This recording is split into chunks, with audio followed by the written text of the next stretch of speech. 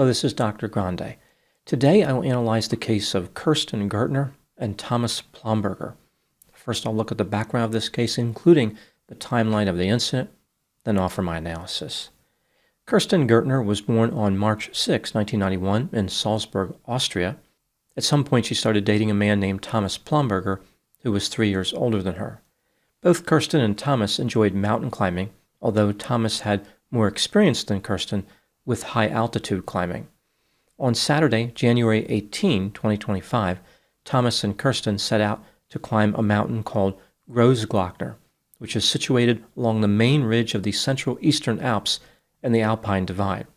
Multiple ridges converge at a pointy summit at 12,461 feet, making this the highest mountain in Austria.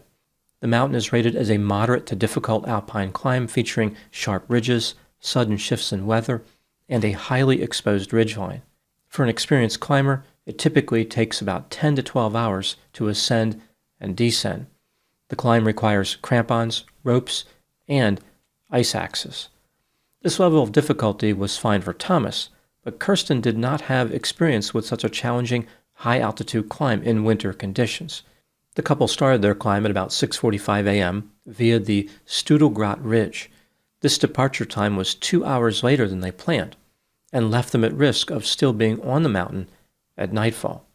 The conditions on the mountain were brutal. It was 17 degrees Fahrenheit, and the winds were blowing up to 46 miles per hour, which made it feel like -6 degrees Fahrenheit. Even after sunset, which was at 4:49 p.m., the couple continued toward the summit. A webcam captured their flashlights at 6 p.m.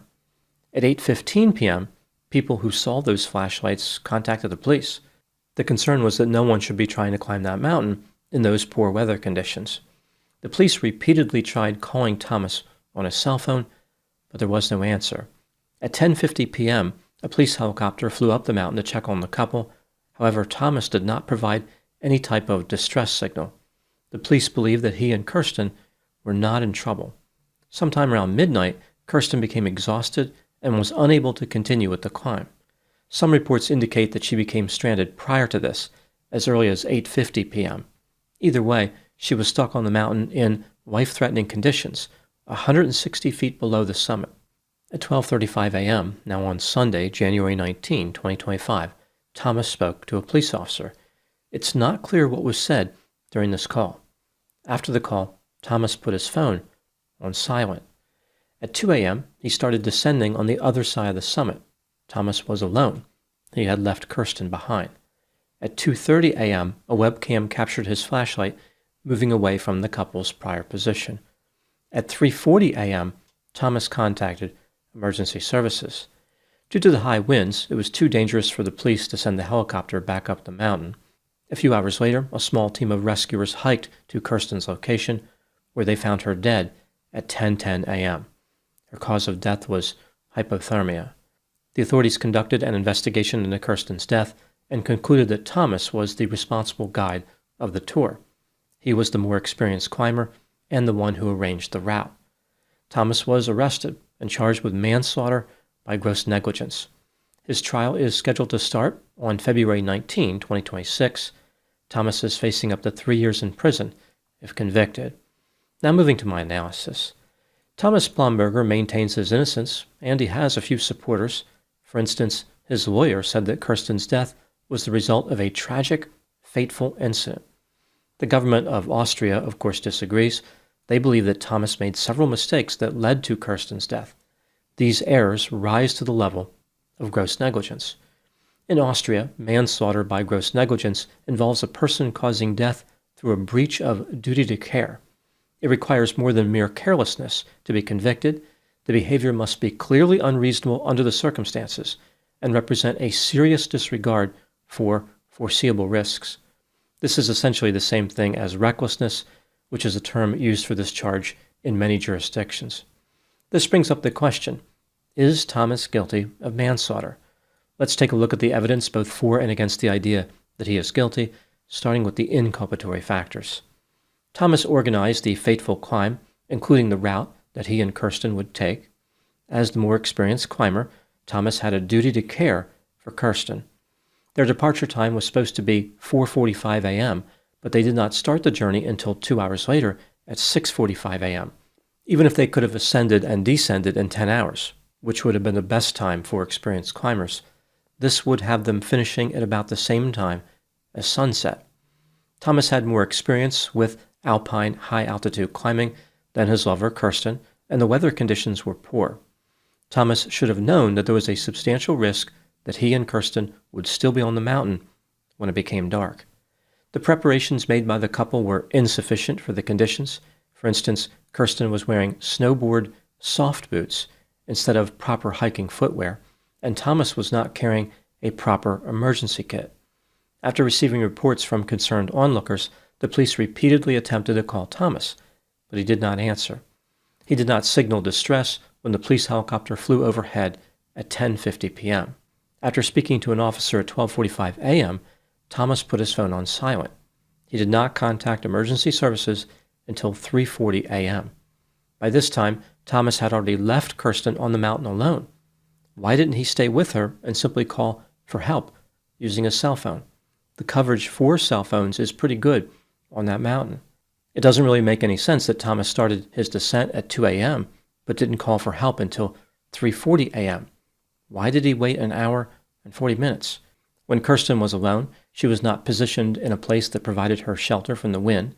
She was not using aluminum rescue blankets, and she was not using a waterproof sleeping bag.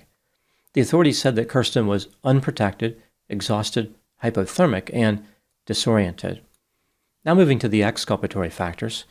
Kerstin may not have been as experienced as Thomas, but she was still a mountain climber. Based on images that Kerstin posted on social media, she appeared to be pretty experienced. She understood the risks involved, including how weather conditions can change suddenly, and the dangers of hypothermia. If Kerstin felt as though she could not continue ascending the mountain, why didn't she descend earlier? Why didn't she call the police herself? Why didn't she signal the helicopter that flew overhead at 10:50 p.m.? Arguably, it was Kerstin's responsibility to know her limits. If she was getting tired, descending would have been the smart move. Maybe Kerstin told Thomas that she could make it to the summit, which is why he waited so long to contact emergency services. It's possible the first indication of trouble that Thomas observed is when Kerstin stopped climbing.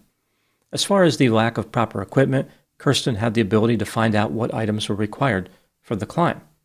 Arguably, it was her responsibility to be prepared for unexpected challenges. Thomas may have waited too long to contact emergency services, but he did eventually try to get help for Kerstin. When considering all the evidence in this case that is available right now, do I believe that Thomas is guilty of manslaughter by gross negligence? Yes, I believe he is guilty beyond a reasonable doubt. It's worth noting that in Austria, reasonable doubt is not the standard, and there will not be a jury. A panel of professional judges, usually 3, decides cases like this based on whether the evidence is strong and convincing. This standard is pretty close to the standard of beyond a reasonable doubt. What do I think happened in this case? This is just a theory, my opinion. Thomas was determined to get Kerstin to the summit of Gurtner. He didn't think that they needed to take a lot of equipment with them, perhaps because, based on his experience, the hike was not that difficult. Kerstin wanted to make it to the summit as well. The couple was in agreement on this point. They were both high sensation seekers. The risk of death contributed to the excitement. This is exactly what they were looking for. Due to her inexperience with this particular type of climbing, especially the elevation of the mountain and the poor weather conditions, Kerstin was taken by surprise when she became exhausted. She did not realize how much trouble she was in, and she did not want to be rescued. That would be embarrassing. Thomas should have realized the severity of Kerstin's situation, but he decided to wait as far as contacting help, hoping to salvage the climb. Maybe they could still make it to the summit and descend without assistance. Avoiding humiliation may have been a factor for Thomas as well. Waiting to call for help was not a good idea, but many mountain climbers have made the same mistake. The really confusing part is when Thomas left Kerstin alone on the mountain at 2 a.m., but did not contact the police until 3:40 a.m. Again, he could have simply called the police at 2 a.m. There was no reason to wait. If he had called at 2 a.m., Thomas may have avoided the manslaughter charge. This case is yet another mountain climbing disaster that highlights the dangers of not respecting nature. It also stresses the importance of self-reliance and preparation when on a mountain. Thomas may very well be convicted of manslaughter someday, but that will not change the fact that Kerstin could have taken steps to prevent this disaster as well. Understanding and respecting her own limits might have been her clearest path to survival. The mountain has no preference. It does not care what people do one way or the other. It can just as easily serve as an opportunity for thrills and adventure, or as an unforgiving menace and an icy tomb. Those are my thoughts in the case of Kerstin Gurtner and Thomas Plamberger. Thank you so much for watching. I'll talk to you soon.